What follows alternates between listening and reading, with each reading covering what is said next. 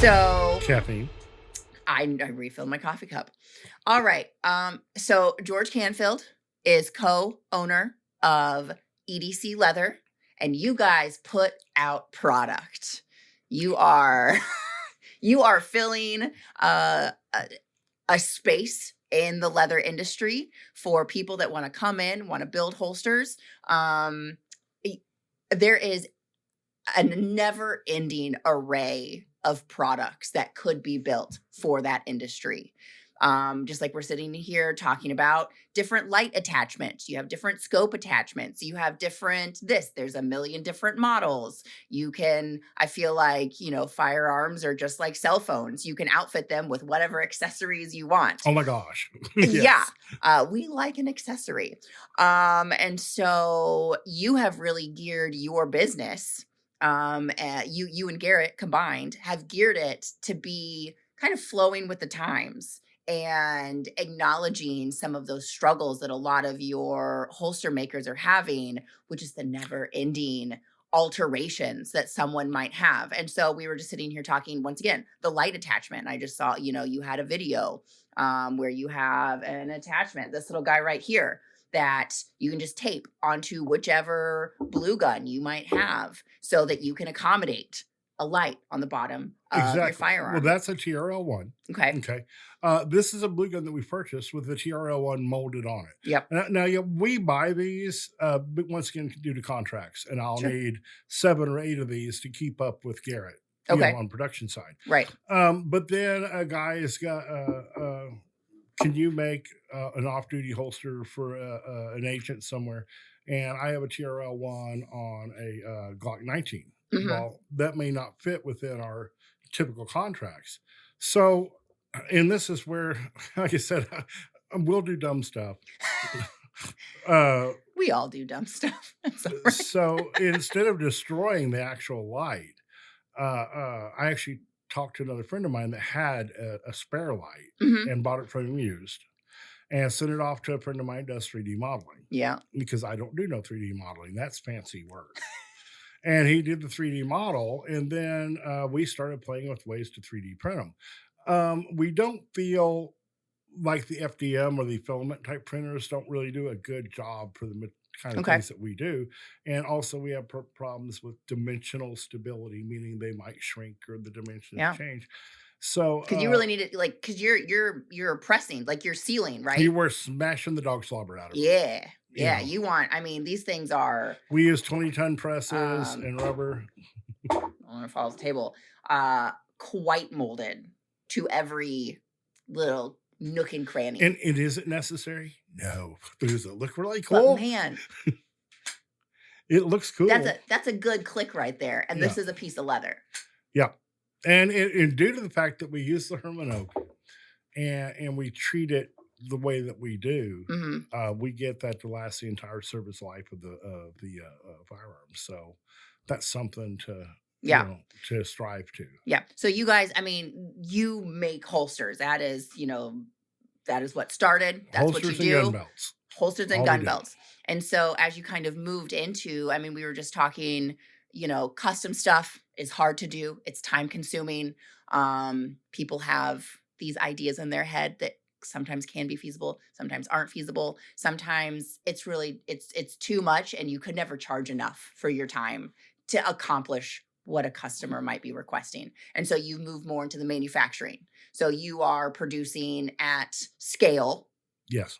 even if it's small scale for a 3 to 5 person little business that Right. that you're doing. You're producing scale product that you can replicate. You're getting it done. But then you have all this knowledge, right? You're doing this thing. You have all this knowledge. You like to share. George is a sharer, I think. I'm a sharing person. George likes to share. So what you've done is you then started moving in and you started producing patterns and kits. No, the way the pattern started, once again, I drive a truck. You do that. And we make stitch traces, is what we call them. And it is a tracing, dead nuts tracing of the firearm. Okay. And then we put in the accurate stitch line for 8 ounce leather. Okay. So now from that, I'm out somewhere in British Columbia, or I'm out, the Northwest or down the East Coast, and I get a message from Garrett. Mhm. I need a pancake pattern for yada, yada, yada, yada. Holy crap, what am I going to do? I'm 700 miles away. I had in my computer, I had the stitch trace that I had made. Okay. So now I just drew a pattern around it. And in 15 minutes, I could mail it back to him, and he was continuing to march.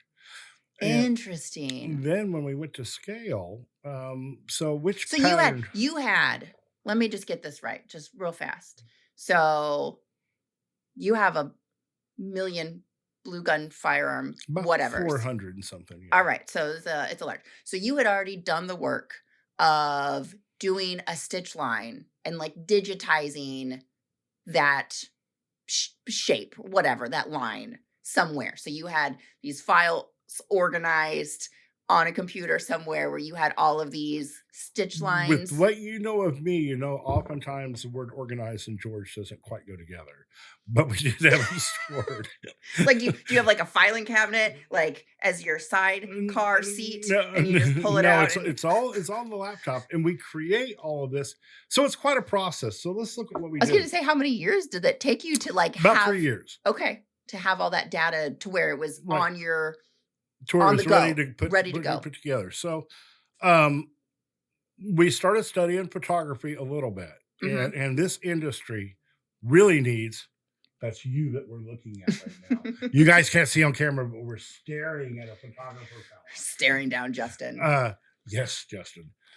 We need someone to teach us as leather workers the basics of photography that we need Sure. as a leather worker.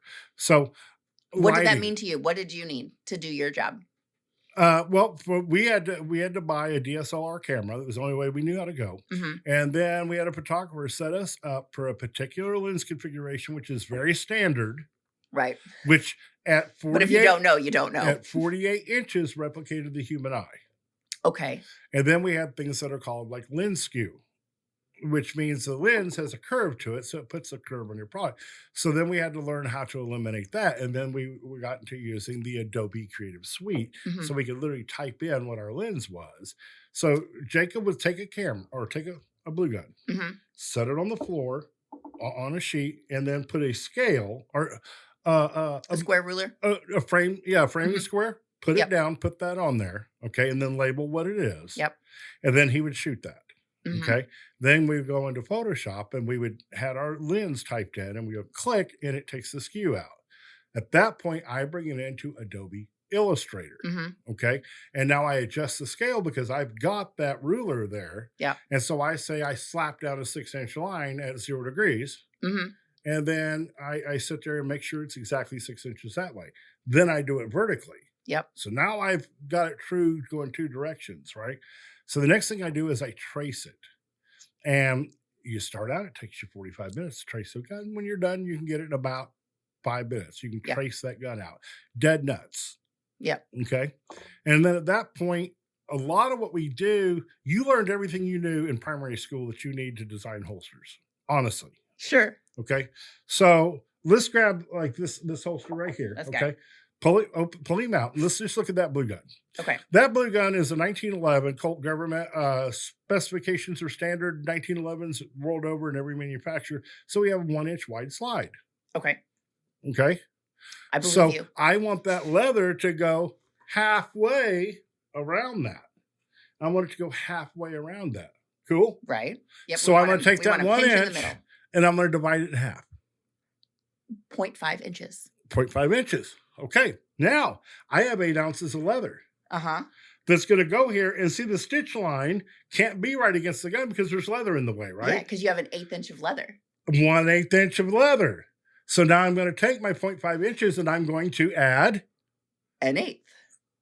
that's the stitch line for the slide side on a 1911. There you How go. cool is that? So you have 5/8. So instead of a half Yeah. inch, you're And doing now we're going to 5/8. do the same thing here is look at different dimensions as you Okay. go. Yep.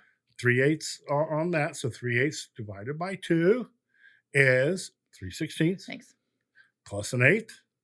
You see what I Okay. mean? Yeah. Now I'm getting my stitch lines going all around the gun. So I had that and I did it all digitally. Okay. So now the thing that we do is a little different. This is what we call a cake zero. You have these pattern packs here. Mhm. Okay. I made this I was line gonna say. static. That line doesn't change. Okay. Sure. Okay. I pull the stitch trace in, place it, then I mark a cutoff area on the holster, which means you can use this one shape of leather. And I believe we have a click and ship over here. We have a click and ship. They're in You had there. it. Oh, here we go. It's in the kit. So pull your kit out. Okay. And so you can this is see the that kit. it comes with leather, it comes with hardware, it comes Mhm. with everything you can need in the world to build it. So you come here to All the get parts. a click and ship, and that is for a snap cake, which there is one floating around this table somewhere. The brown one that you had sitting right in front of you. This guy. That kit builds that holster. This guy. Yes, ma'am. Okay. Every bit of hardware you need is there and all that. So when you come to Springfield Leather, you can get that kit for I think $35. The exact same leather that Garrett builds holsters for This is your. the Secret Service. This is your pressed. Right. We've gone ahead and placed the T-nuts in it just because fancy. we're used to smashing them in there already for you. And this is a very unique piece of hardware. It is not. That is, you can go to Lowe's and you can buy those. They are used in wood where you smack it in the end of the wood and you can screw a screw into it. Well, I'm But it gonna works say they're very unique in the leather industry. in the leather industry, but in the holster industry and actually in saddles, Just in hardware in we general. use T-nuts a lot Okay. because that strap is highly manipulated. The holster, not so much. It's kind of static. Right. Okay. So that means things can happen to those straps. By building it this way, an agent in the field, if he is fell down and got hung up by a car and tore the strap on the Mhm. holster, can unscrew it, screw another one off that he has in the armory because we ship extra.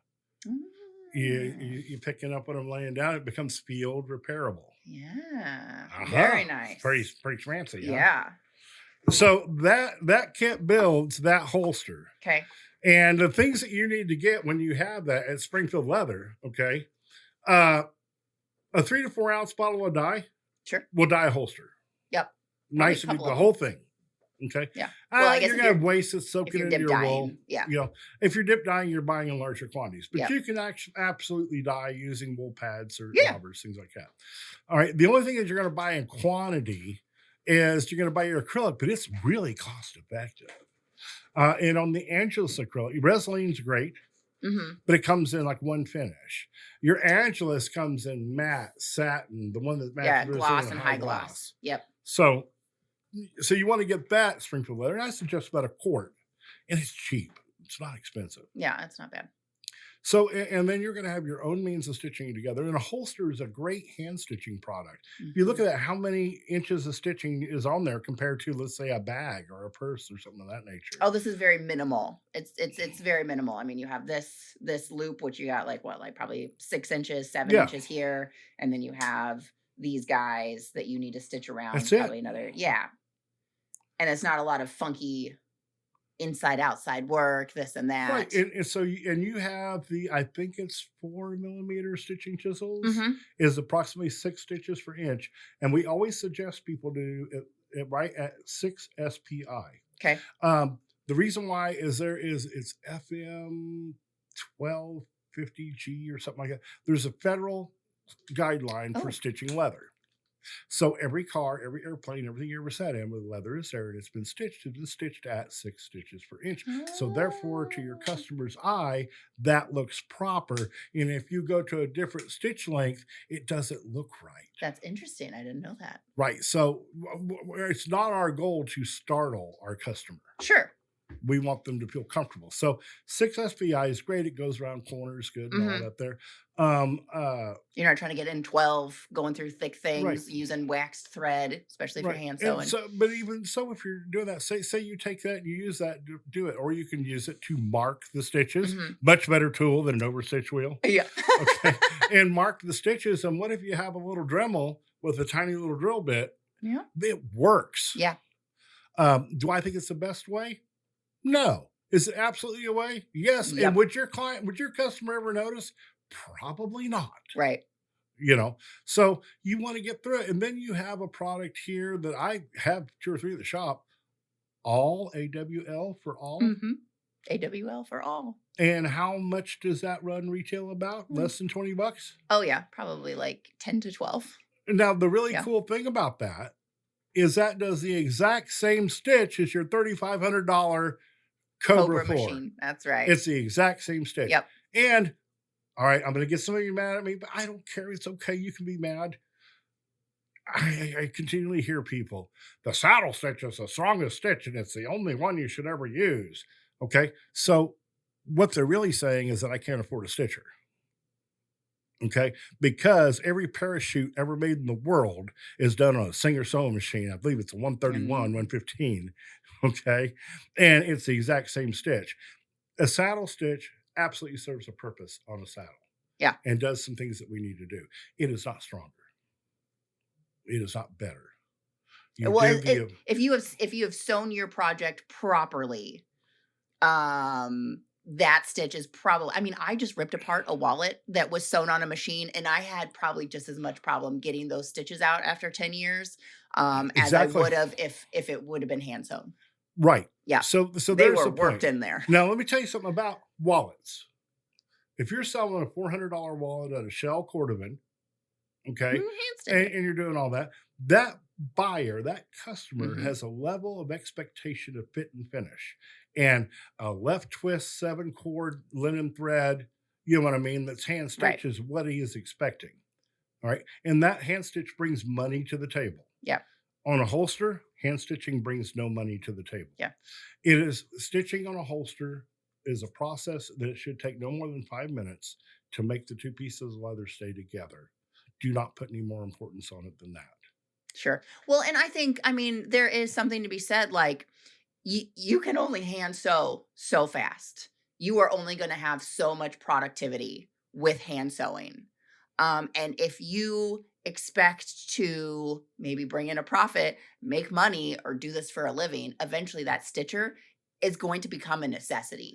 As a designer, if you don't have a stitcher, you're dead in the water. Yeah.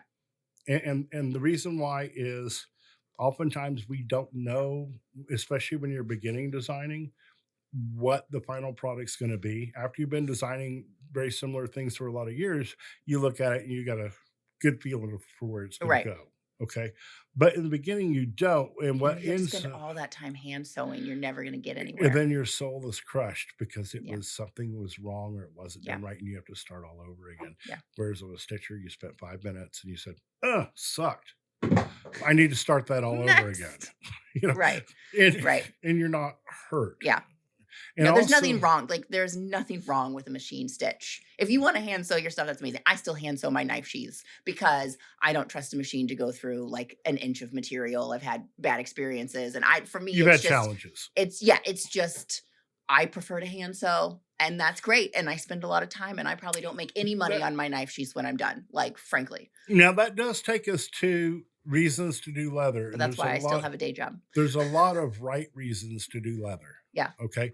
And I know guys that it is their personal zen to sit there and they're hand stitching, they're watching TV or doing something, and they may have a high stress job or some part of their life. And that is 100% valid. Yeah. Okay. What we're talking about, let's go ahead and put it this way, is when you're going through fast prototyping and you're doing manufacturing in order to create a profit for yourself or for your employees, then we try to do things to A, minimize the amount of hands-on time, and B, to create a consistent product that's the Yeah. same every single time for Yeah. the client. And but that does not make one a better thing to do than the other, is what I Yeah. wanted to touch on. Both are 100% valid. The people that spend all the time doing glass edges, I love them. How awesome is that? Yeah. I'm not that fella. Right. But, like I said, we don't do custom. Yeah. There's lots of guys that do custom, and thank God they're out there.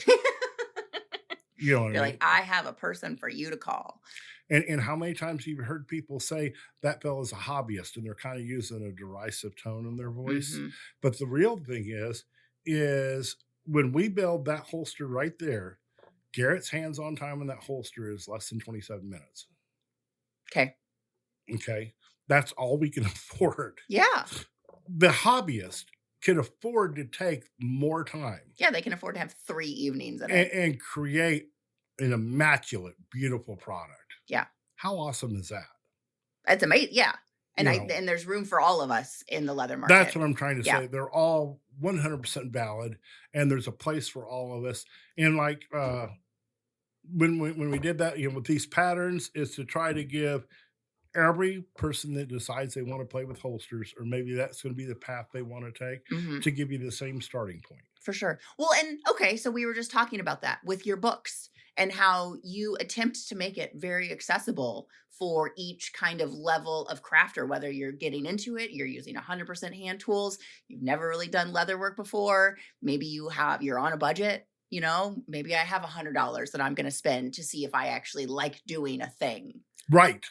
before I actually get into manufacturing a thing. Correct. And so you were just telling me about how you've taken the time to kind of go through and be like, these are the tools that you need.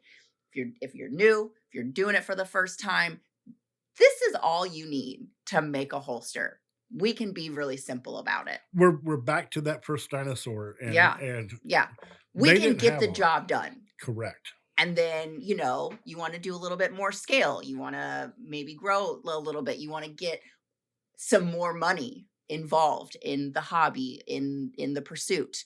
Okay, then these are the next kind of set of things that you can get Right. that will help speed up your time, maybe make a cleaner product, whatever the case may be. And then finally, it's like, if you want to manufacture, this is how you do it, and this is what you're going to need to get it And done. go for it. Yeah. And in a lot of parts of leather, it's in the holster industry, in the saddle industry, it's the same thing. There were not a lot of people willing to share, or they only shared half Yeah. of what these should do. And I just read a post last night where a guy was saying he spent $300 on a course, and the guy was basically just trying to sell him on coming and doing his personal course for $700. I don't believe in Yeah. that. Number one, there can be 10 holster makers that all call themselves holster makers, build the exact same pattern, and you'll have a spectrum of final value products Mhm. from 50 or $60 to 300, 500. 400, five hundred Yeah. dollars for that holster, because everybody builds different and has a different way they look at it. Yeah. We talked about using exotics to do embellishment. Right. We can do full exotic coverage and things of that nature. Now we're getting into quite a bit of money, and the customer may want it. We build a lot of stuff like that. We use a lot of we call a tuxedo alligator, Okay. a high gloss Yeah. stoned gator, but for a lot of our agents that want a little fancier rig when they have to appear in court. You know what I Those mean? court rigs.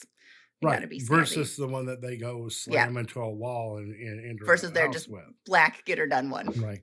And we've actually, and we build for a lot of companies too, not Mhm. just agencies. So, like Lindahl Defense, one of the bigger Kydex guys in the Okay. country, we build all their leather holsters. Okay.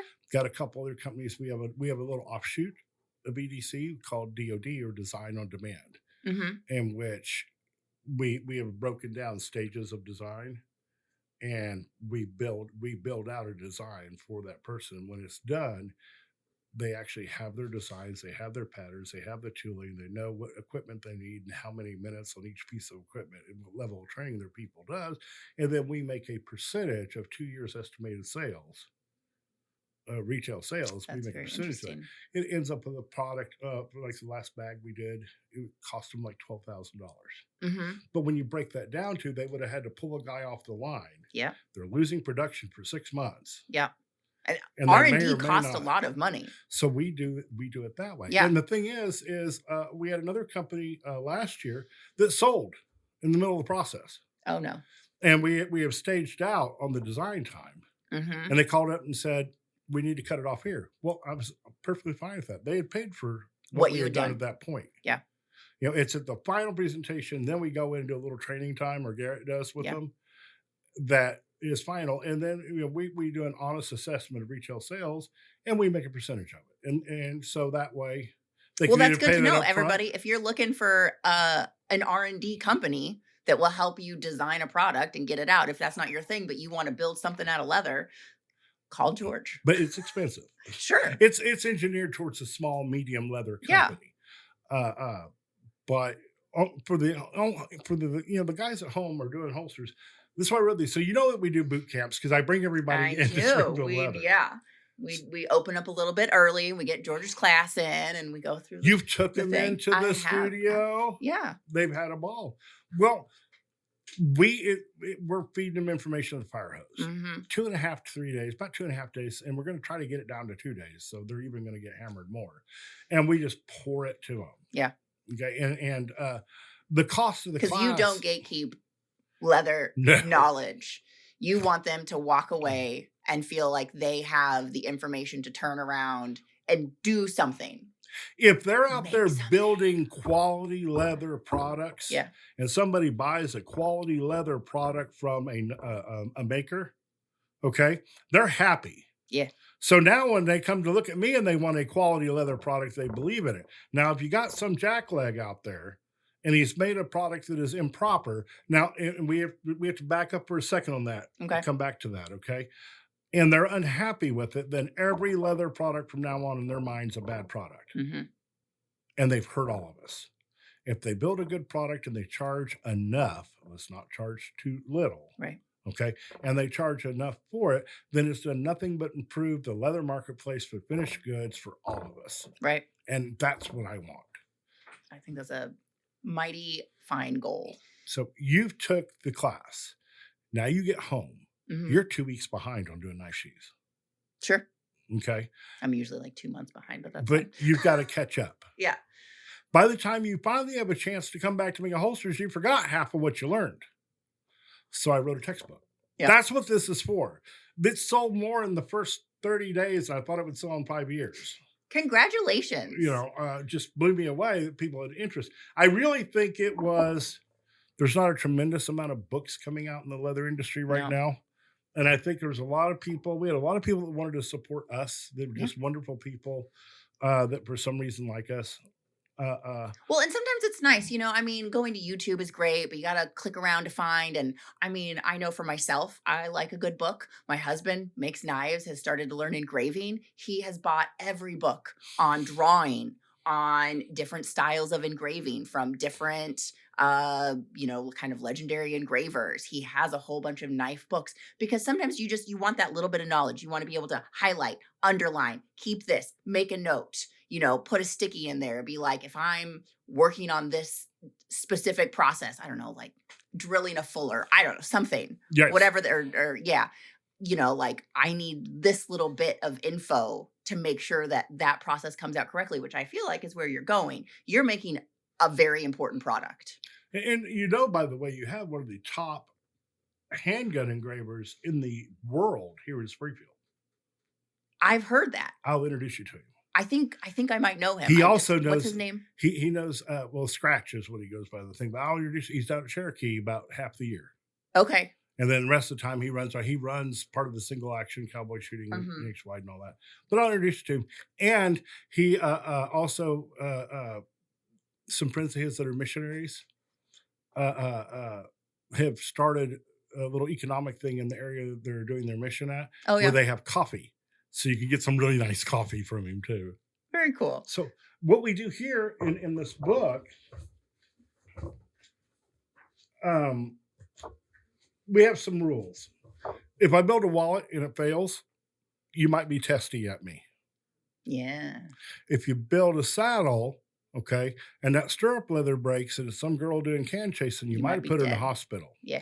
You build a holster and it fails, you might have killed a man and his family. Yep. So it's important that we follow some rules, and in life-oriented products, those are pretty much cast in stone. There's not a ton of them. Yeah. Okay, but if you don't know them, what can you do? Right. So things like and there's a rule about putting the page numbers on a book to the outside. Yeah. And when you're a dork and didn't know how to do it, they end up being in the middle. But for example, here, all right, if you'll see, there's red and green zones. Yes.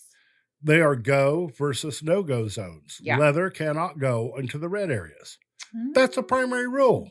Okay. In the green, we absolutely want leather. A basic rule.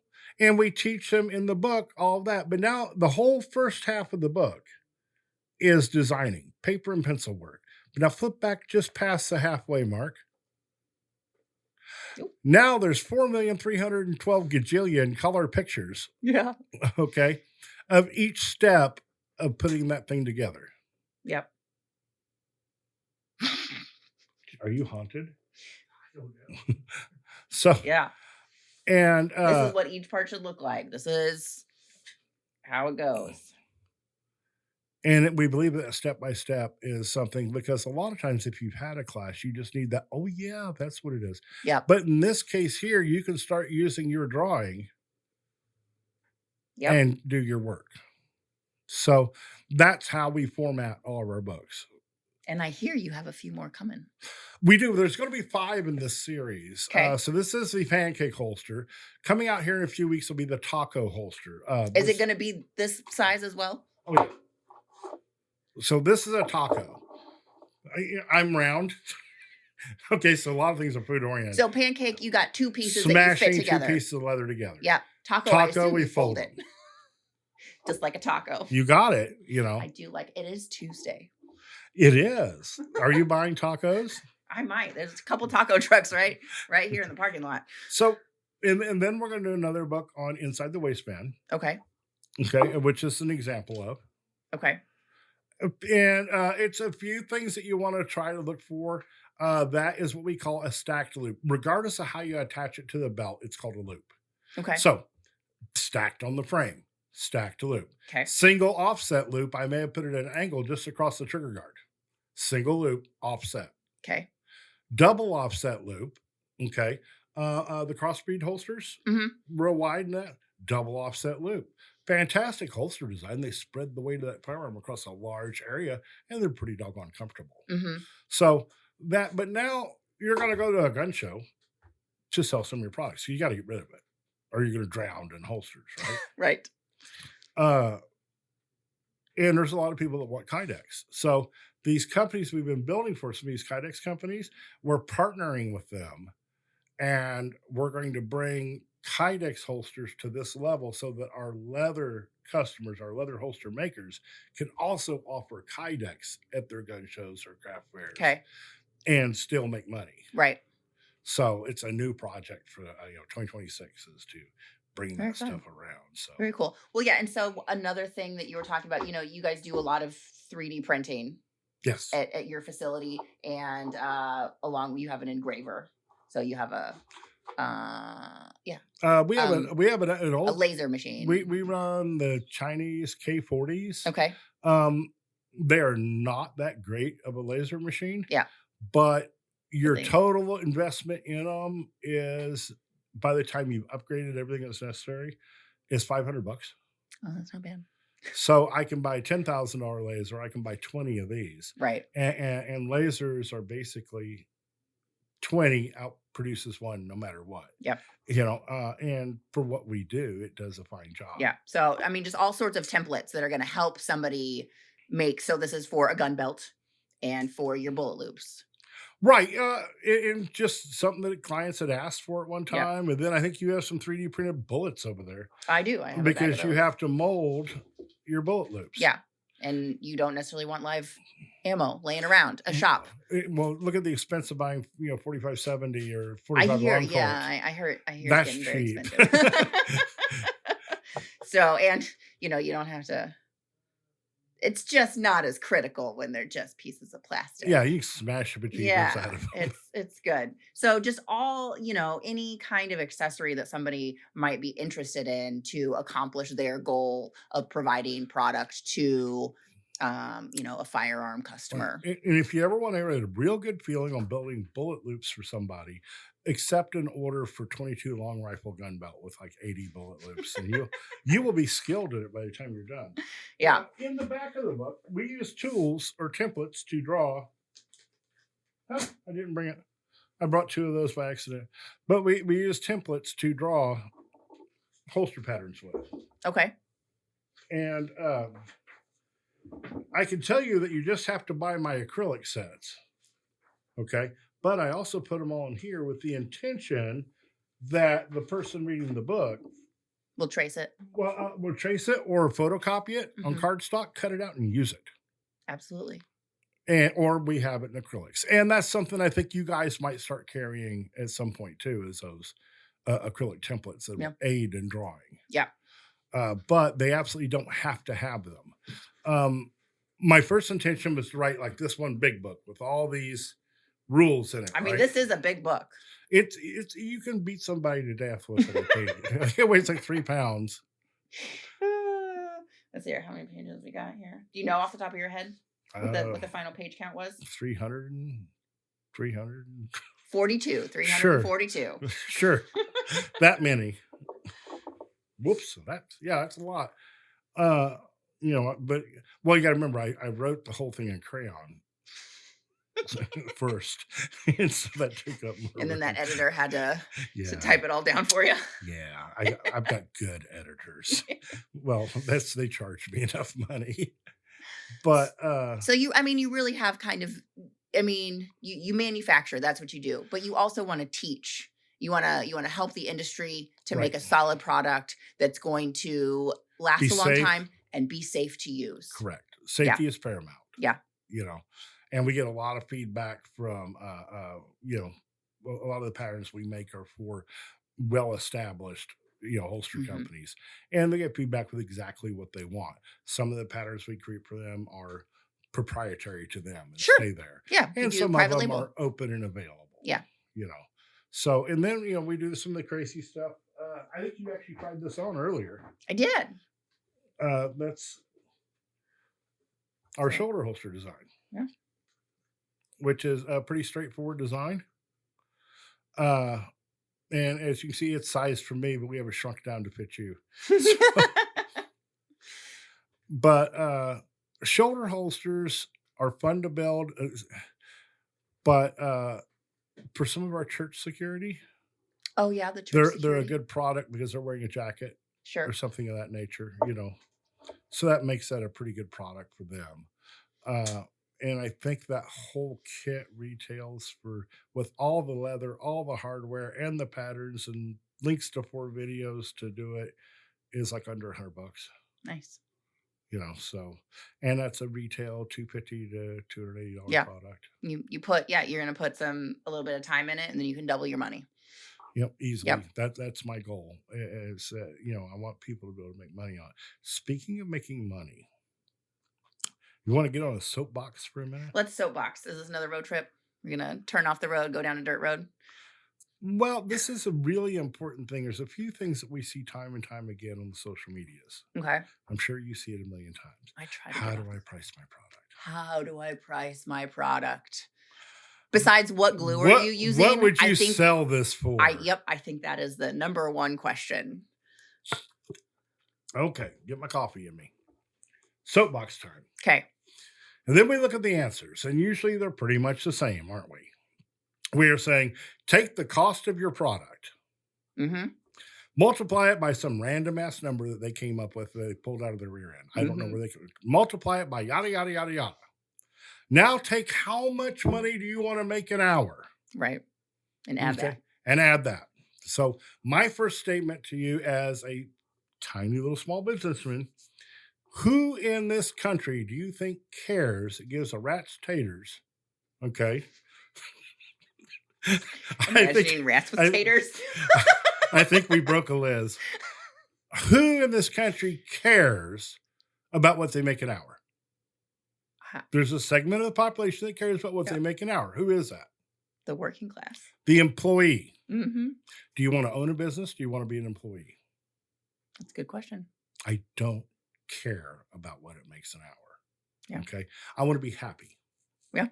And this actually came from a thing that I got to listen at years and years ago. Lee Iacocca was doing some talking. If there's a gazillionaire fellow going to tell me how to make money, I'm going to listen to him, and I will pay money to listen to him. Okay. Who was it? Lee Iacocca. Okay. The guy that the Thunderbird and the DeLorean, okay, and big Chrysler guy, right? I'm not great with my cars. Don't tell anybody. I'm not either. If it runs, I'm happy. Right.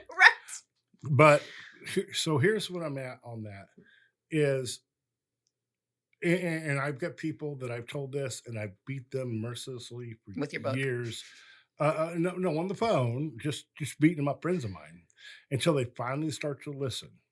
I do not care what a product costs me to make, period, ever. When I design it, if I have to get to Italy to get this leather and I want to get this particular glue and I want this thread, I don't care what it costs. Okay. I do it. When I need a tool, for us to get to this point was 8 grand. Yeah.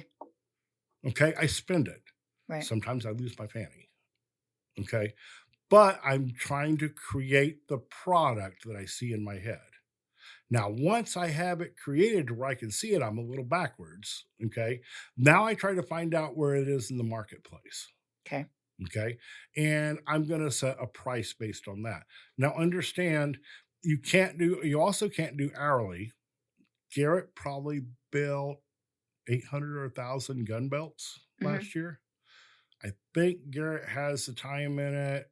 Well, I mean, because we cut them on, we strap them off and then we store them. But I think he's probably got less than 15 minutes Per belt. per belt. Right. And so probably another 4 minutes per strap of the cut time. You know what I Yeah. mean? So 20 minutes. Right. And so if we're going to base it and you're going to make your first belt and you're going to hand stitch it together and you do it, it takes you 9 hours. Yeah. And so you need to charge by the hour to do that. Do you think you're making a better belt than Garrett? No. So what does time have to do with anything? Yeah. It really doesn't in the price.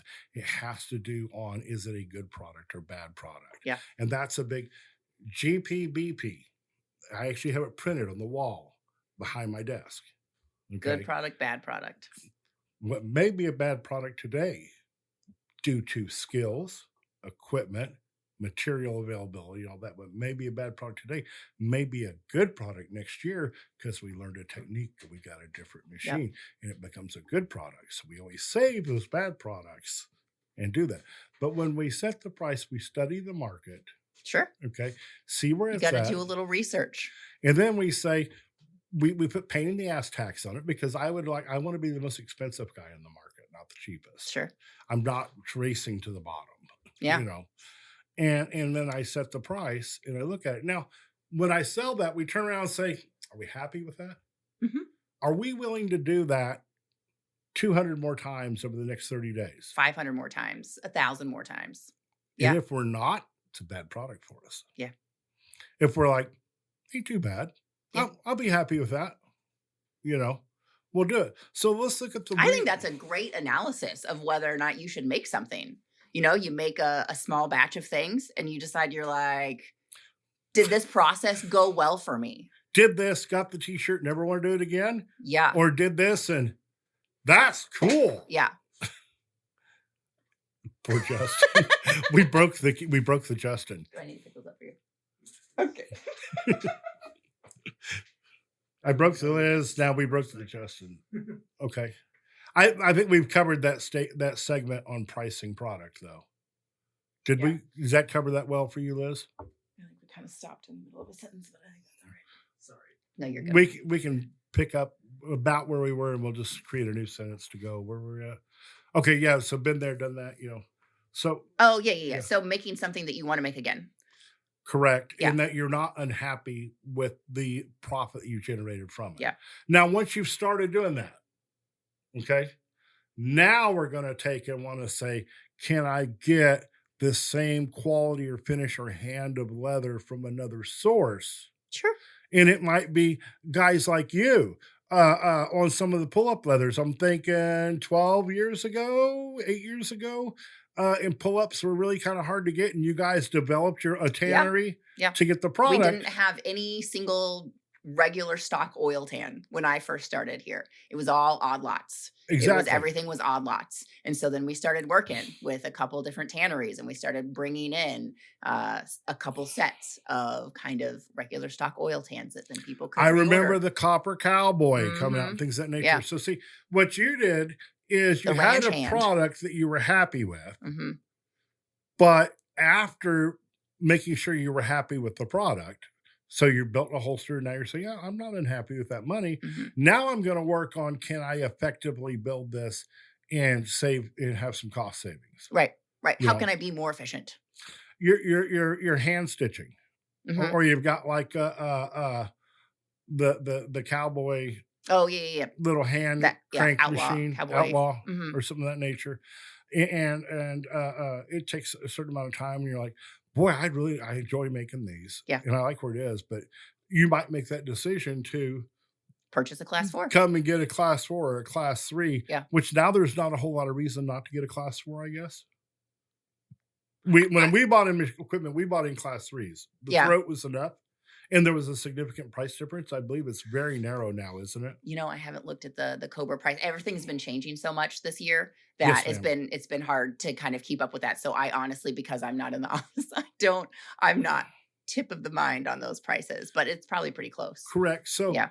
then you decide that you're going to purchase that machine, and now you're making more money because you're able to generate a whole bunch of those holsters. Correct. And having one sitting in front of you on the table and having a pile of a dozen is just that much more happiness. It is that, Yeah. you Yeah. know.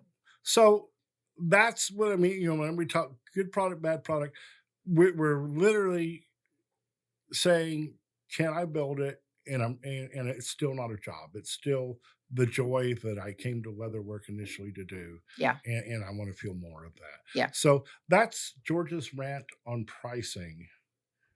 You I know, think it's wonderful because there's no, like somebody's like, how much do you want to like we're making a bag or whatever and we're building it on live. Denny's over there building it. I'm just chatting about whatever. And somebody will come onto the chat and they say, how much would you sell that for? And it's like, well, what's your market? Like, who are you marketing to? How much effort but are you putting into it or we don't know who whatever? that is. Exactly. So like you have to go out and do the research and you have to, Mhm, sometimes you have to build your own market. mhm. And that's kind of on you to be like, if I want to do this as a job, if it is no longer just a thing that I do in the evenings to bring myself some joy, to get away from a computer, whatever reason you decide you want to do leather work. I mean, when I started, like, I was giving things away, I'm just making it, I'm making something little, and I just want to make somebody in my life happy. Correct. I give them something. I sell Absolutely. something, for 50 bucks or whatever. Somebody wants a little something. I'm like, oh yeah, I'll make that for you. And I do a thing. Even to this day, I kind of really still hate the pricing question because the amount of labor that I put into anything that I make will probably far exceed anything that I'm going to charge somebody for it. Hmm. But I enjoy the process. I enjoy spending the time making something unique to every knife. I make knife sheaths. I get a knife from my friend Joe at Halcyon Forge. He sends me something. I'm going to spend 2 weeks staring at that knife, deciding what in the world kind of pants I want to put on it. I have a leather worker in Upper Peninsula, Michigan. His name's Hmm. Lucas Adams. Uh, um, Fantastic what he does. He's just great in the industry.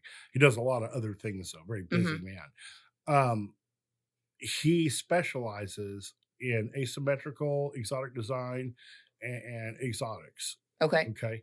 And he may look at something for 30, 60, 90 days and just have it laying on different hides till he sees what Yeah. it's going to be. Yeah. Now he charges enough for that, Sure. but it is definitely, he's got to feel it Yeah. to make it. Do Well, you yeah, run into that? You yeah, go, no, that's if I am not feeling like whatever I've kind of gotten traced out, I just need to walk away for a little bit because then I'm never going to be happy with mhm. what I do.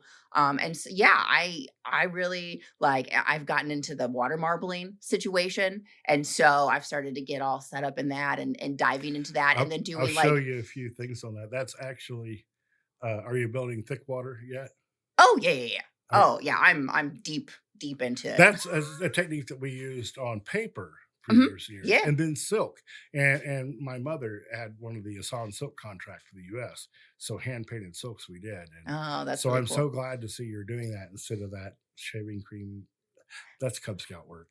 Yeah, You know? I yeah, it's, the water marbling is amazing.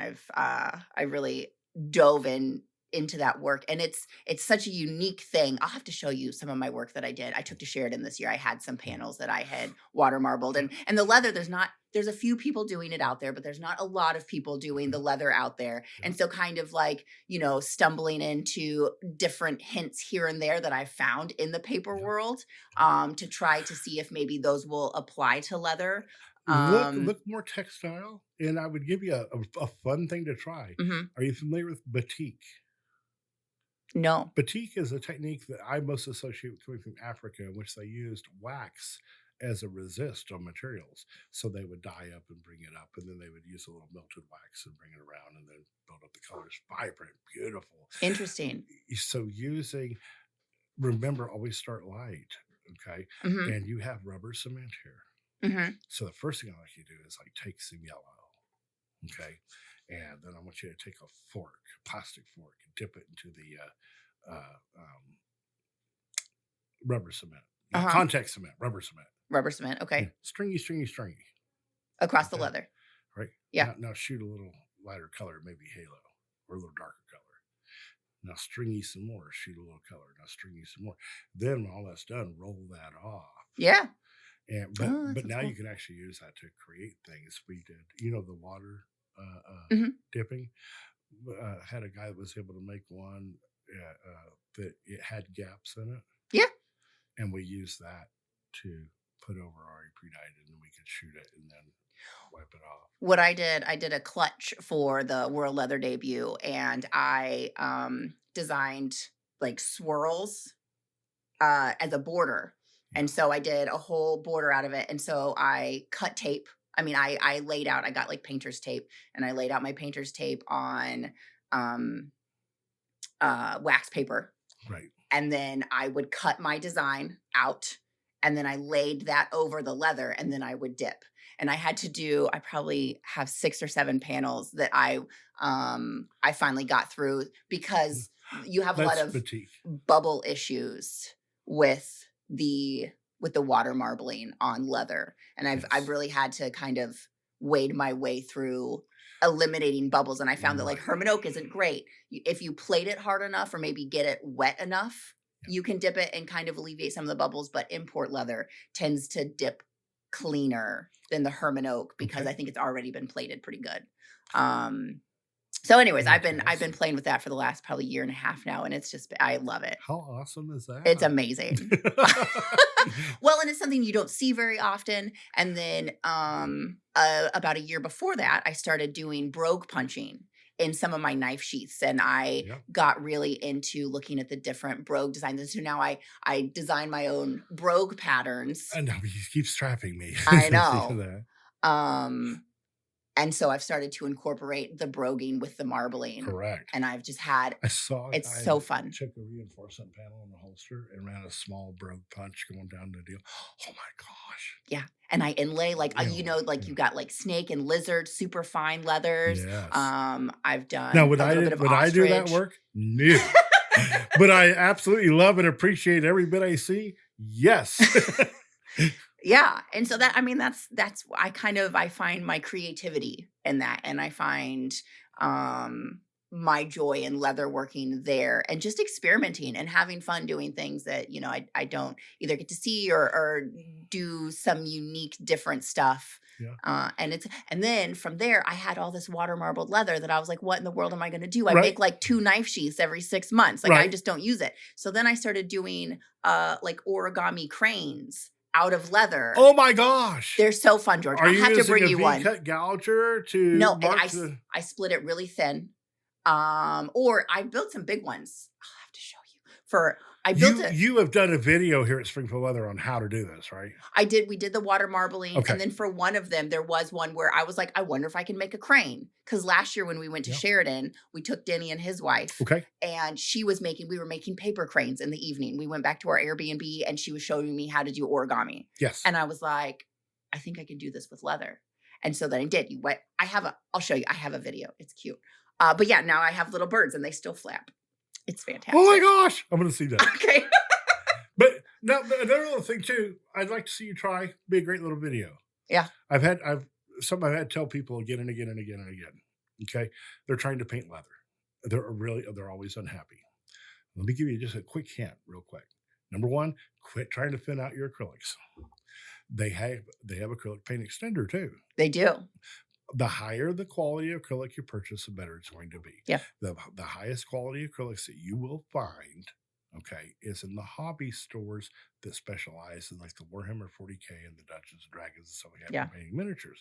But the first thing you learn anytime you paint like that, you're going to do detail work, is that you have to prime the product. Hmm. So why are you trying to paint leather without priming it?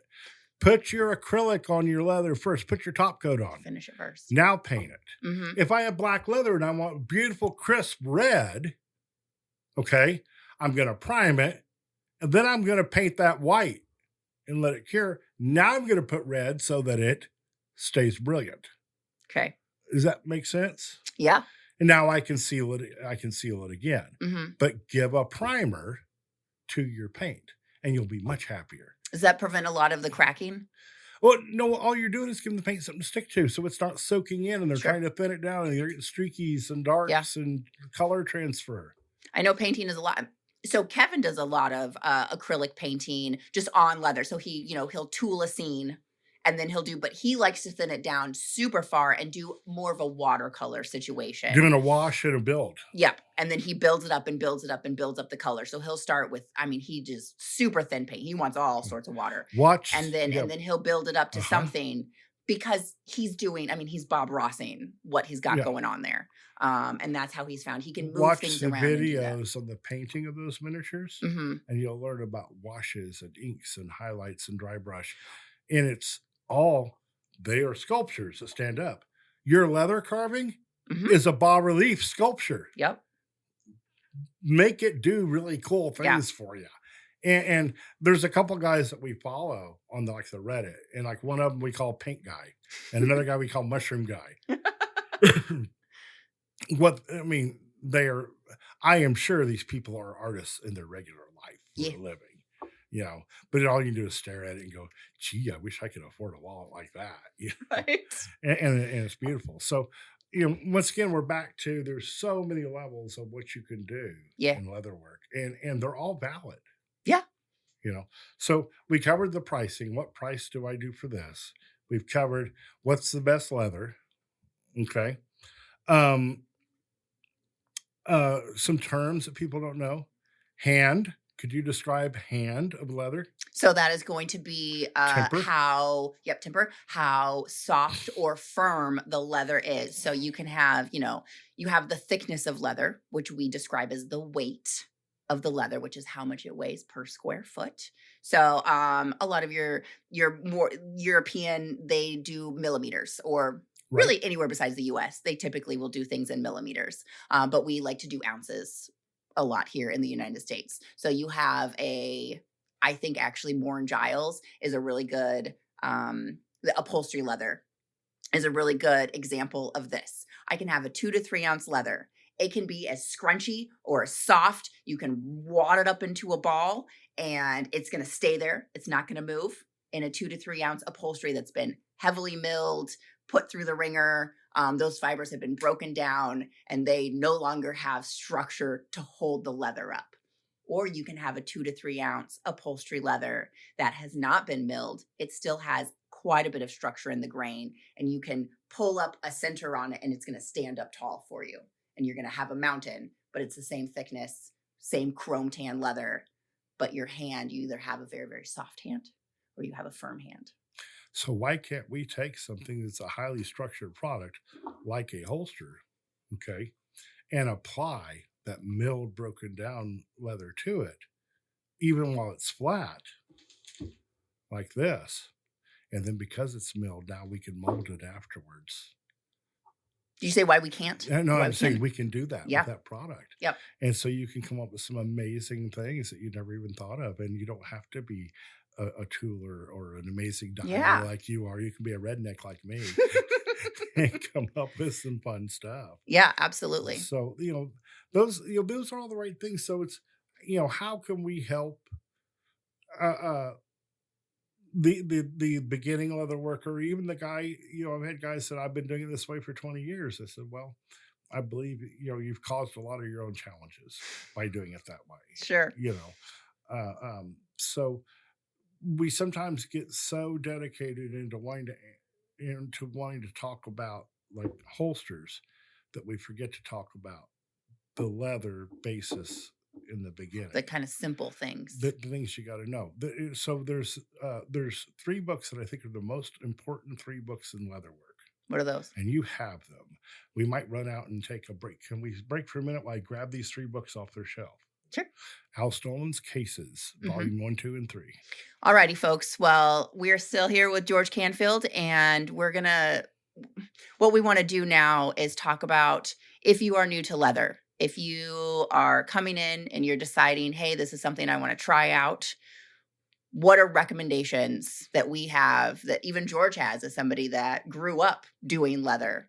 What are the tools to get you going and to hopefully encourage you enough that you will continue going at leather? So George, what is your kind of go-to? You got somebody that comes to you, they want to start out. What do you tell them? I think the first thing we're going to start with in leather that's the easiest to get into in the beginning is starting to learn a little bit of carving. Okay. Does that make sense? Very inexpensive to get into. There's some classes that you have here that are taught by Denny, Hmm. who's an amazing leather artist. Yes. And I believe you've done some classes as well. Yes. Okay. Yeah. So the novice tooling class, I believe that's a half day. Hmm. And you don't have to have any tools. I believe you come in and you're using Springfield Leather's tools, Right. correct? And Denny does provide the tools for this one. Yep. The tools and the leather. Yep. So that gives you a 4-hour taste to see what am I going to do. You're not buying, and if while you're learning tooling, the rounds for coasters is Mhm. what we always practiced Yep. on, And that's what you're and doing. you have them here in even very very high quality leathers. I believe you can get rounds out of Herman Oak You here, sure can't can. you? Hmm. And I believe that Herman Oak makes a difference in carving. It does. Yeah. Pretty much any time if somebody comes in and they're like, I want to learn how to carve, I'm going to say, here's some Herman Oak. I'm going to put Herman Oak in their hand because the import leathers are great. Import veg tans, even your Wicked and Craig, those are great veg tan leathers. But if you are specifically carving, the way that Herman Oak produces their leather, and you can go back and you can listen to the podcast that we did with Adam about how Herman Oak does it. They're one of the very few tanneries left in the world that still does the old world method. They are not pickling their leather. It's not brined, Correct. which means the enamel layer The is enamel is still on the leather, which gives that correct. amazing burnish. Correct. Yeah. It's holding that better. The fibers are sturdier in Herman Oak leather, which is why you use it for your Exactly. holsters, because you can mold it and it's going to stay. It's going to hold that shape. And so just like with molding a holster, when you're tooling your leather, you want those tool impressions to stay. You want them to hold, especially if it's something that you're going to be working with later, maybe doing a bag with or doing something. The more you move that leather around, the more you could possibly pull up some of that tooling. Herman Oak is going to stay. Those fibers are set to be impressed, and then they're going to hold once you have it done. So Herman Oak is really like, that's what we're going to tell you to start with. Right. And so now we're going to carve. And we have a novice class by Denny. It's a half a day. Mm-hmm. Then he goes much more advanced for a full day, I believe. Yep. So the full day is $125. You're going to be here for a full 8 hours. For this one, you do need your own tools. You need to, be doing it long enough. You could take the beginner, maybe work through the coasters a few times on your own, and then come in and take the advanced. Really, the key to tooling and to getting better, and really this is the key to anything, is just you have to do it consistently.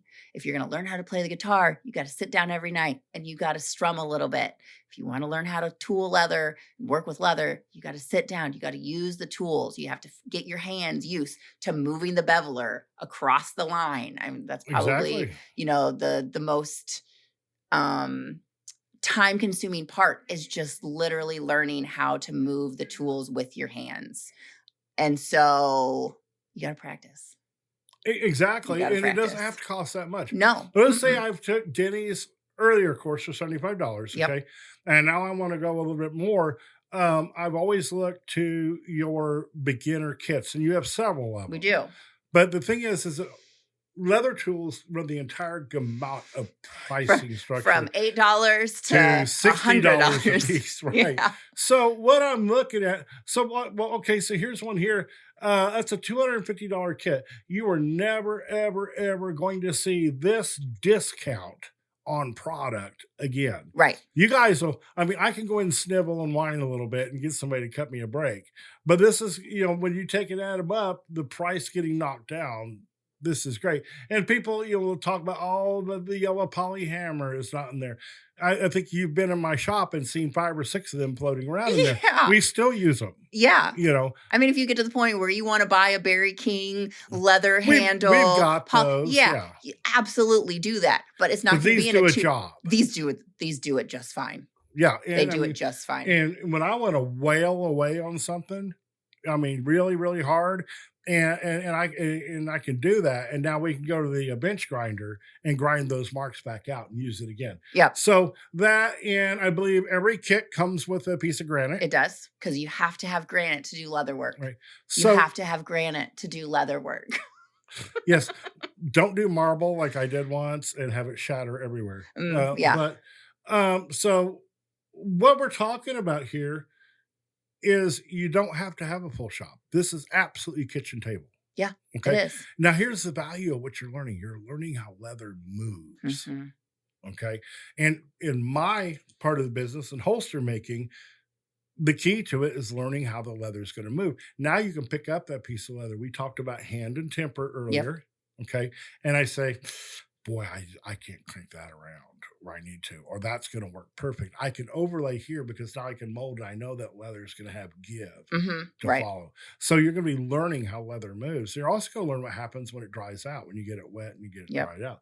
So I believe that any kit that you get is going to be the biggest discount on tools you will have for the rest of your life. Absolutely. Yeah. I mean, it's a great place to get started. You can get a good array of things that are going to make your life easier. You're going to have, like, especially with this the tooling kit that we did. So this is a Sheridan, I mean, specifically because Denny does Sheridan style carving. And so, if you were to take the beginner course and decide that you really like it, and this is something that you want to continue, for $200, you get your granite, you get all the things that you need to go home and to make a coaster, to finish things out, to make a border line, everything down to the wing divider, so that you have a nice line to work from when you're doing your tooling. We provide a piece of jeweler's rouge so that you can strop your swivel knife, because most of leather work is sharp tools. Is sharpening your tools. Sharp tools.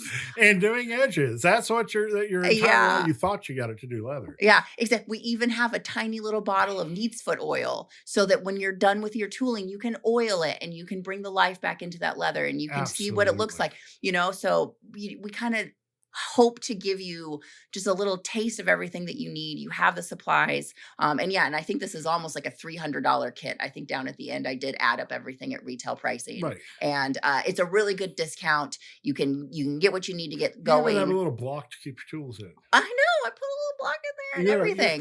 You're fancy. And it's all Herman Oak leather, because if you are starting to tool, Herman Oak is the best product for that. And so, I mean, check out the kits. Now I can also buy leather. Now we've been talking about buying leather, and we've talked about the shapes and the portions and what it's used for. But you're talking anywhere from $225 to $350 for a side of leather. Correct. Guys, I know that's a lot of money.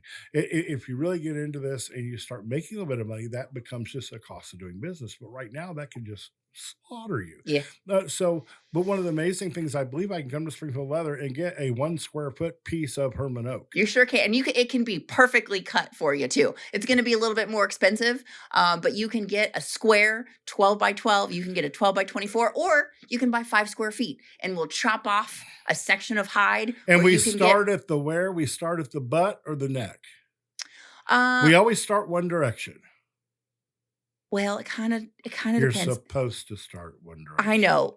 So we usually kind of start at the shoulder, and then we'll cut our way in. However, we do sell a single shoulder. So sometimes we'll start at the butt, or if you tell us what you're doing. Okay. So here's the thing. Leather is weird. It's a natural product, like George was talking about earlier. It's the side of a cow. You have armpits, you have bellies, you have backs, you have necks and shoulders and fat wrinkles and bug bites. Guys, it's leather. They lived outside. Brands. You have brands, yeah. And so, a lot of the times, we sell leather by the grade, which is okay. So we'll just talk Herman Oak specifically for a minute. I mean, this is with most leathers. The leather comes in from the farm, goes to the slaughterhouse. They pull it off the thing. They salt it. They cure it. They put it in a trailer, and then they probably either send it to storage, or what I learned is a lot of them will start the chrome chaining process here in the United States, and they will Yes. do that, and then it Wet goes out blue. to their finishing. Yeah, they'll do a wet blue, which I had no idea that the slaughterhouses had a whole section where they're They're processing happy to the do some. leather. Remember, I told you about how the whole industry is changing due to the value of the leather. Yeah, But now, then we also have Herman Oak does a thing. They go and talk they go to the to the slaughterhouses. slaughterhouse, Yeah, and they say, "Hey, we need them to cut very specifically because that's all we'll buy. So they've actually altered how they're skinning it so that those guys can retain the value, and Herman Oak pays more for those yep, hides. So they pay a premium. But the thing is, what I was going to get to is that I can buy a square foot. good point." Now, I take Denny's classes. Hmm. Okay, so I do one class, and I may buy some tools and then beg them into giving me a better price on the class because I just spent $200 on tools, right? And I do that and I practice that little bit of Sheridan. What am I going to do? Let me tell you a quick thing you can do that I saw make people a buttload of money here over the last few What's years. that? You go over to the Hobby Lobby, Hmm. and they have the letters, the wooden cutout letters like an S, Okay, and you buy that. Get the 8 inch or the 10 inch. okay, Get the 1 square foot of leather. Okay. Mark that piece of leather out. Don't cut it. Just mark it out with the perimeter. Now tool that. tool and initial. And then we cut it out afterwards. And the reason I say we do that is as we tool, the leather is moving and stretching, and they'll be giving you information, Which is why we tape the back of the on leather. taping, and we actually rubber cement down to artboard. Do you? Yeah. Okay. Just that's how I learned, so Yeah. that's what I do. But this way, you're ensured that when you're done, your border will be the Yeah. same. Okay. Yeah, I remember one of the I was baby Liz working here. I'd been here maybe like a year, and I was out on retail. Did they have like air conditioning or windows back then, or was it still wax paper? Or They did. We did. I'm not talking about how old you are. I didn't grow up with air conditioning in my house because my mom doesn't really believe in it. But that's a whole nother story. That's why she's so skinny. Yeah, I just sweat it all out when I was young. Where was I even? Oh, so a guy came in and he was new to leather and he was making a holster. And he had tooled his whole thing. And then when he was going to put the back on the front. And of course, the back wasn't tooled and the front was tooled. Yep. And he, Didn't he match. had gone home. They didn't match anymore because he had it all tooled up and it had expanded a significant amount to where those two pieces no longer fit up together. We squished it. And so he came in and I gave him another piece of leather and we both learned something that day. Yep. So, I mean, So- how awesome is that? So you can literally take that, glue that up, Mhm. and you've got depending on what level you want to be, a $49 to $99 product right there. That's actually a really with cool just idea. doing those two classes and tooling in Yeah. the kit. Go just get a simple frame at Hobby Lobby while you're there, getting your letter or whatever. and How you can many just of you do have a picture in your house where there's matting around the picture? all of them? Why don't you tool that? Yeah. Leather and tool it. So see, there's lots of things you can do. I love within the your- idea of tooled initials. I think that is a fabulous idea. I saw it. It's gorgeous, and then you can like paint them and all. I of it. love it. You know, I feel like a lot of times leather workers are very practical. They say, I'm making a thing that is practical. Like we're making wallets. We're making a thing that's going holsters. to do a thing. Yeah. But leather is beautiful and it can just be art. Absolutely. It can just be art. Have you seen Michael Francis's work? Michael Mm. Francis, redneck out of Oklahoma. He was a truck Okay. driver too. He makes multi-level, beautiful murals. So it may be this long and this tall, and the back layer is this and carved. Then he cuts another layer that goes on it, and it Mhm. ends up shadow boxing. Yeah, you see a lot of that in Sheridan, and it's gorgeous. Yeah, And people buy art, guys. People buy art all the time for their house. They Exactly. do this and that, and I think that that is a great leather doesn't always have to be practical, especially if you're tooling and you're doing this beautiful work. Like, make a piece of art out of it, frame it, put it on the wall. Put it on your wall. Put Yeah, it on your wall. put it on your wall. Absolutely. And so I mean, if I'm trying to do it, it's like the macaroni necklace. Okay. And then my wife's like, "That's nice, honey," and it goes in the corner in the bathroom.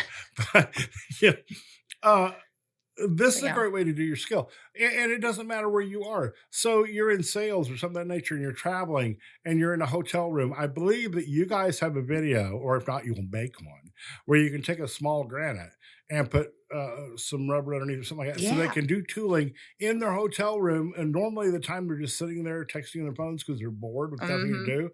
Now you can progress yourself Yeah. in your art Or that way. even we're just about ready to release, or we did just release, Weaver Leather, teamed up with, oh, oh my goodness, you have to edit this out. What is his name?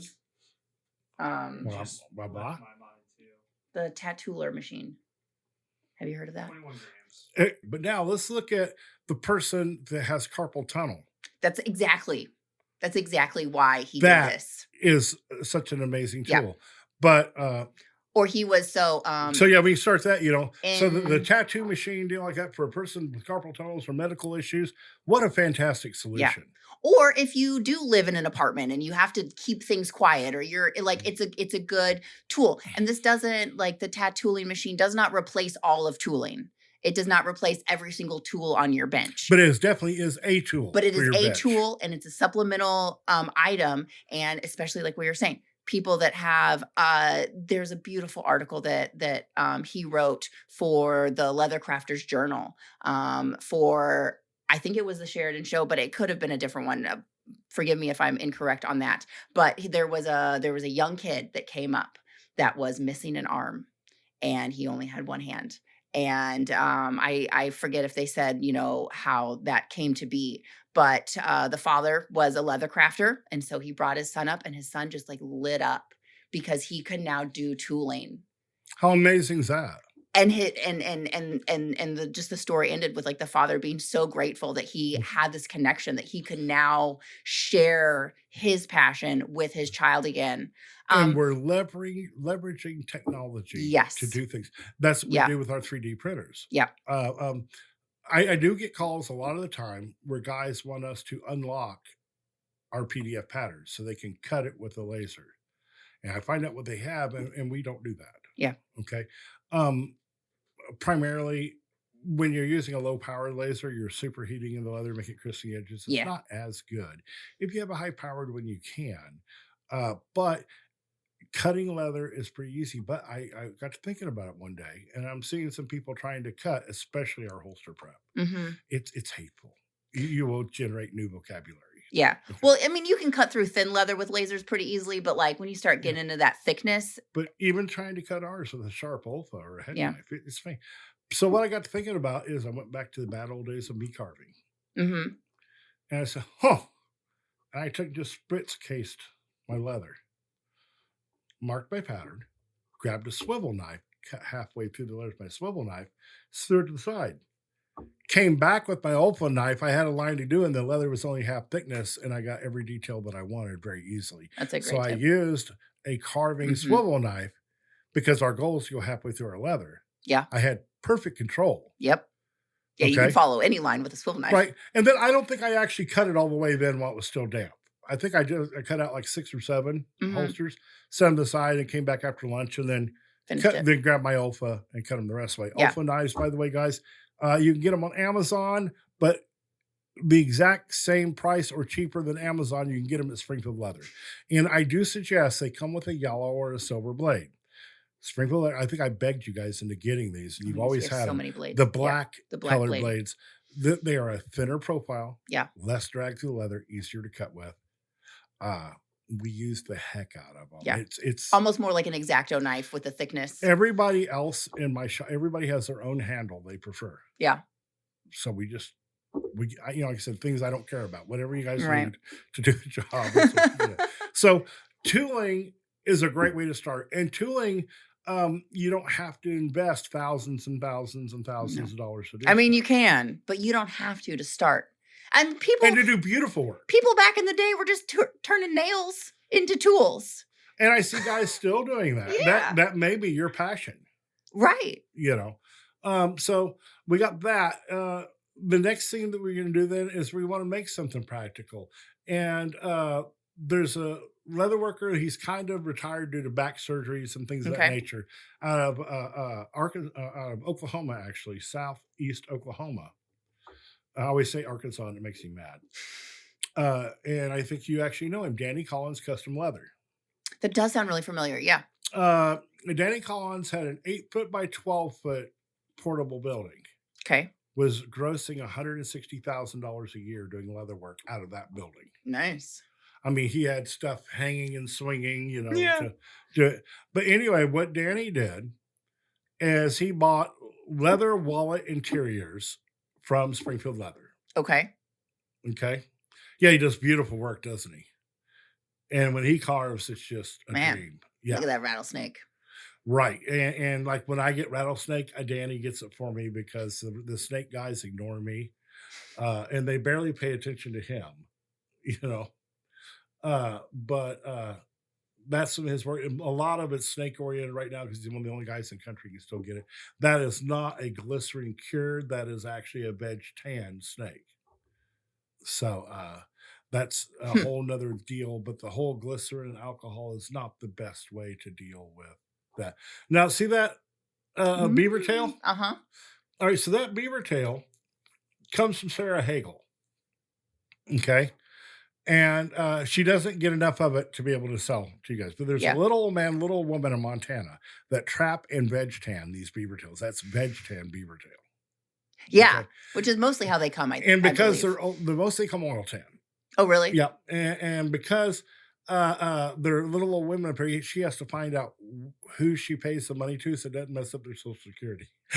Of course. But what an amazing texture. Yeah. And a tail like that, about like this, is going to run you $30-$35. They're not inexpensive, but look at the value that it brings. Yeah. You No, know. beaver tails are pretty cool. But Danny Collins told me that one year he was doing his taxes and spent $22,700 in Springfield leather wallet interiors.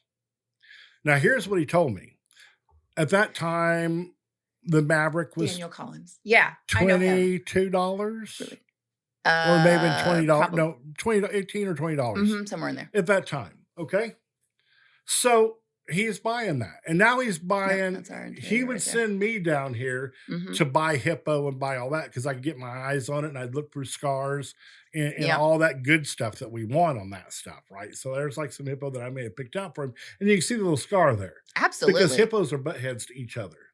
And that's done. I love with going to the zoo and they're just tan. tootling around, and I'm like, you're gonna make some really good leather one of these days. Yes, you are. Okay. So, and all that is stitched with 346 threads. So, guys, that's a the nice biggest. hand stitching thread. Yeah. But it's chunky. Yeah. Okay. So he had at that time $20 in an interior. What's a Maverick cost now? About 22, 25 in their Maverick interior. I think so. I think so. Then Sorry. that hippo, they're going, oh my gosh, it's expensive. It's $20-something if you get 6 wallets out of it. Who cares? So he puts $5 a hippo on it. Yeah. Glues it up, takes the interior, glues the exterior on it, stitches it. He's got less than 10 minutes in that wallet, and it's 90. What's that wallet cost? It's $18 for the interior. No, what's that wallet cost retail from Danny? Oh, sorry. $115. $115, 15-minute works, $25 interior. What how'd you say interior was? $18 interior, $5 a hippo. Yep. Don't tell me you can't make money doing leather. Yeah.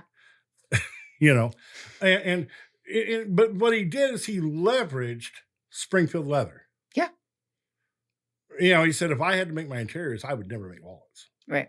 You know, there's a couple of your interiors he makes a couple changes to make it work with the leather he does and the thickness.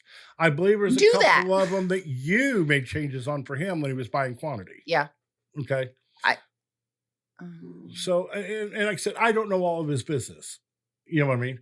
But there is a quick way that you can make money, and he is leveraging the leather to do as embellishment, and Mhm. look at what you can do with your carving, even at a smaller level. It's going to do you very, very Yeah. well. Yeah. So this is the things that I'm saying as a beginning leather worker, this is real. This is a real living that you can make if you want to, or you can make a half a dozen, give these as Christmas gifts to your friends, or just carry your own. And there's a problem with practical leather people, and I'm sure you are just as bad at this as I am. What's that? We put something together. Boop, boop, boop, boop. Oh man, it's not quite right. I'll use it instead of sell it, right? We are our own worst So then critics. we put that in our pocket and we use it. And then somebody says, I hear you do leather work. And you say, yeah, can I see some? And you pull it out and you look and say, well, don't look at that. And don't look at that. And don't. When you are a leather worker and you're making something that you're going to carry, you must carry the absolute best product you can possibly make because you are your own catalog. Yep. That's a You- great tip. If you have to turn around and keep telling people, don't look at this and don't look at that, they're not interested. Right. So Right. it's You're just really, degrading your own product. Yeah. but it's still perfectly usable. Right. You're like, I've had this in my pocket for 10 years, but But it's really not the best work you Yeah. do. So always highlight yourself. You I you like get that. to treat yourself. I like that. And but like those letters, so that's something you do with carving.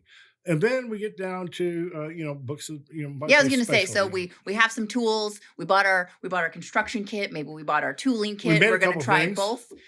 Where do you go from there? Or where do you like to This start? is what I consider to be the three most important books in leatherwork, period. Okay. Beginning, middle, end.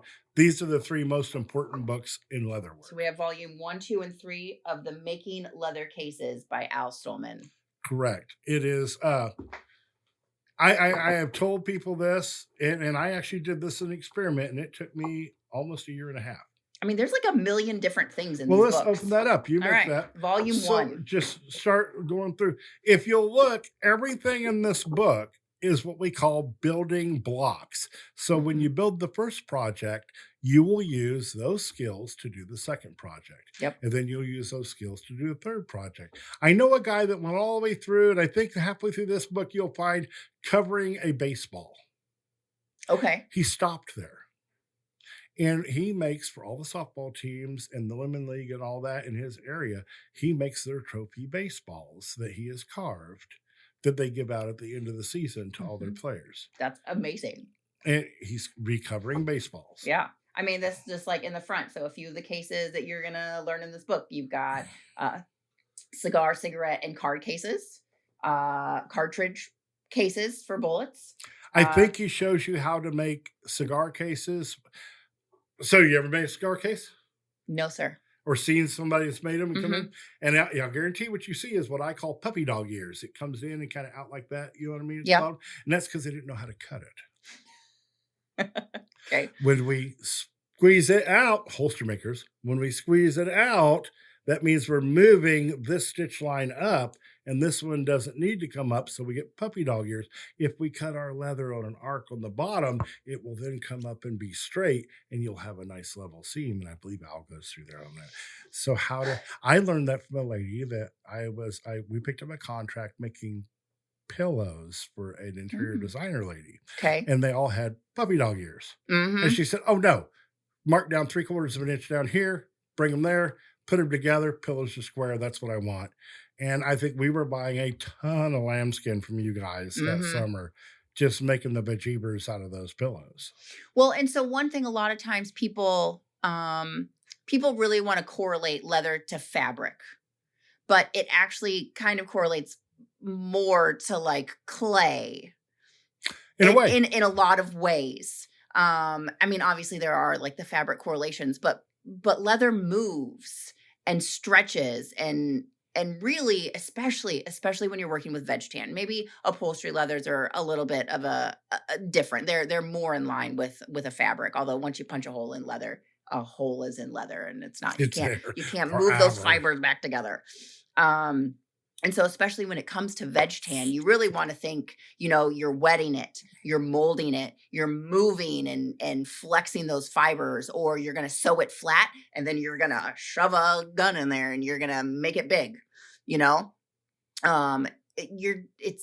It's a very unique product that can do a lot of really cool things. And so like just playing with it, But it just also go has buy some it leather. also has some interesting And then, limitations, but it will tell you as you're yeah. doing it. And I think a lot of times people are scared to experiment.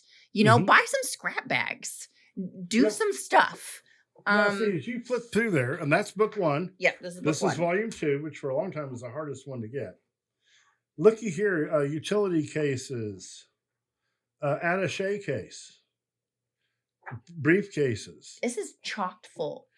And it's really easy to understand. But the thing is if you go through here, and I mean the video camera case, you know what I mean.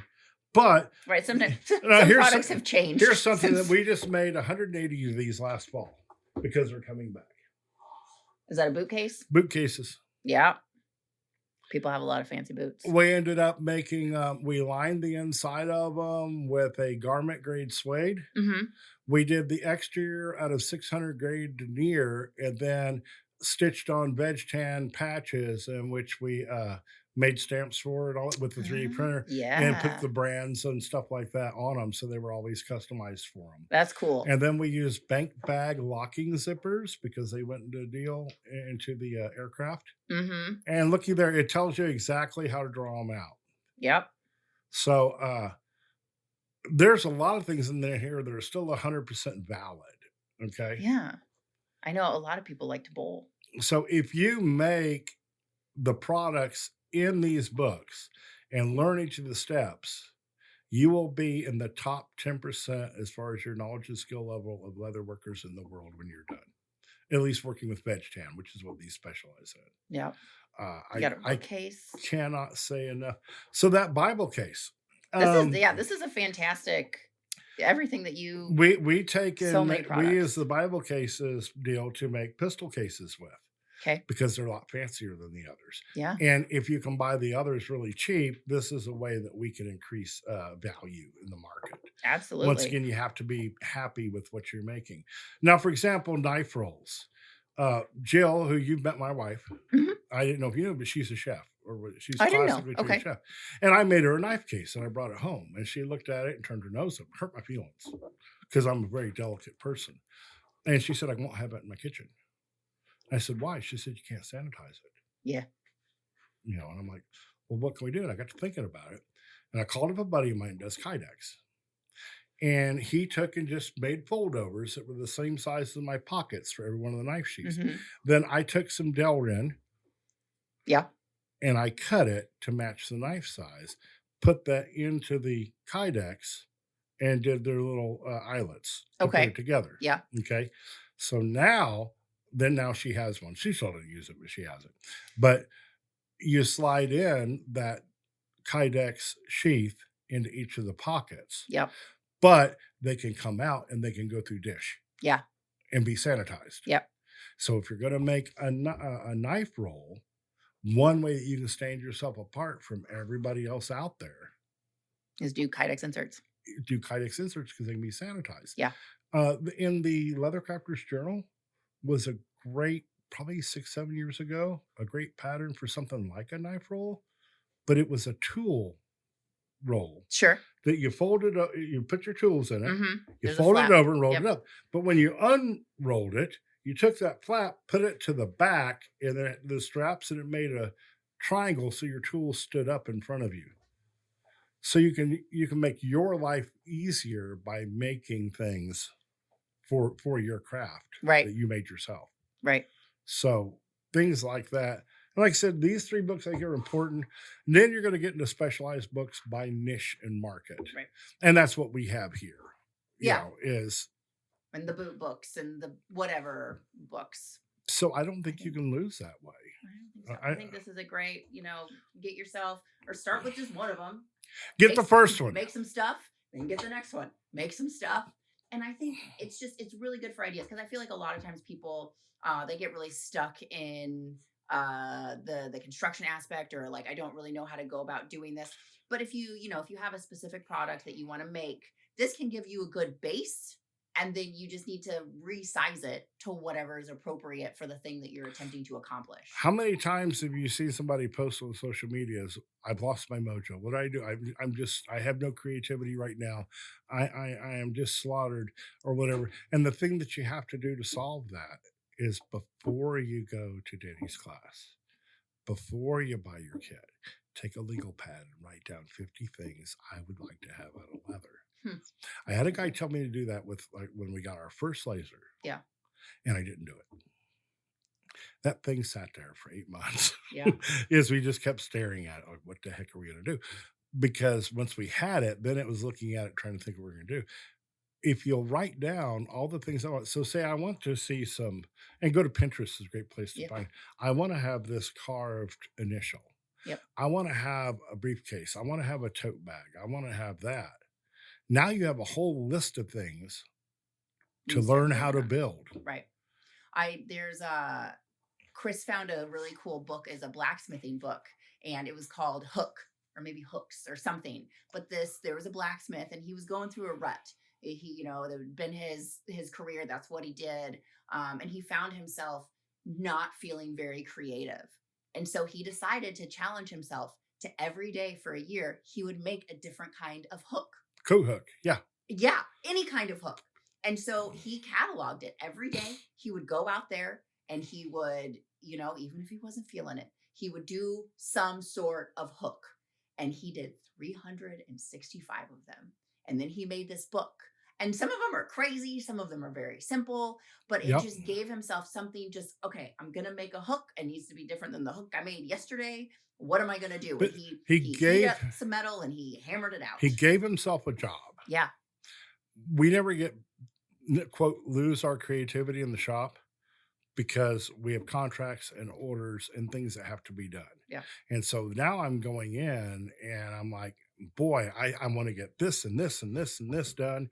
And I don't have enough time. So which one am I going to prioritize? And the next day you go in, it's the same way. And you never have to worry about losing that creative juice Yeah. or whatever, because you're always behind trying to get done the products that you want to build or the designs that you want to create. Yeah. So I think on that, shoot, we have stormed many castles. These dungeons have been cleared. I hope you enjoyed it. I George, had a it has lot of been fun. fantastic. It is always a pleasure to talk to you. Thank you for coming in today.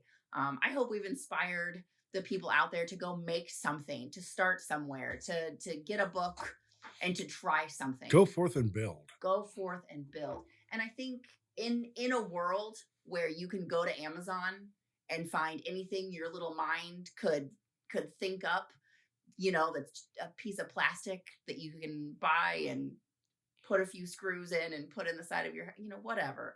I think as we live in that world, we get farther and farther away from the things that really bring you joy. Yep.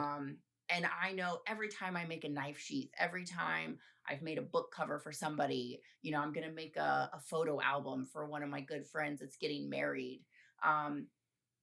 Doing something with your hands, making something that is unique, it's one of a kind, something that's just different from everything else that's out Mhm. there. It gives you a sense of accomplishment, and it's I don't know, it makes me way more proud And of the something products, that I could do the for products somebody. got soul. Then You yeah, put a little bit of your soul and your love and Mhm. your heart into what you build, yeah, and people recognize that. yeah. And I think that's important. I know. You know. I feel like the last time I gave somebody a present and it was like one of those baskets that you buy at Walgreens that's just full of random crap that nobody actually wants or needs. Mhm. I was so sad. I was disappointed. I was like, who's going to use this bubble bath or whatever? Right. But when you can make something and you can put your heart into it, and whether you're a novice or you're an artisan that's putting something out there, just something that you've made, that you've created, that can bring somebody else joy and hopefully last a lifetime. And and in one of those books, they have a thing where you make the little case to hold the wine bottle. Yeah, At least you got them drunk. absolutely. I'm a big believer in whiskey and leather. You know? doing the water marbling. If you've had a couple glasses of wine and It works better. and you're with your paint, you're having a great time. You're having a great time. Liz, thank you so much for inviting me. Of course, George. It's been a pleasure, and we'll see you again. You're in here all the time. Awesome. Bye. And that's a wrap on episode 4 of the Make Something podcast. A big thank you to George Canfield for taking the time to share his story and perspective with us. If you're enjoying this podcast so far, be sure to subscribe, leave a review, and share it with a fellow maker. We've got plenty more conversations coming your way. Also, be sure to follow George. You can find him at edcleather.com and on YouTube at edcleather. Until next time, keep learning, keep creating, and most importantly, make something.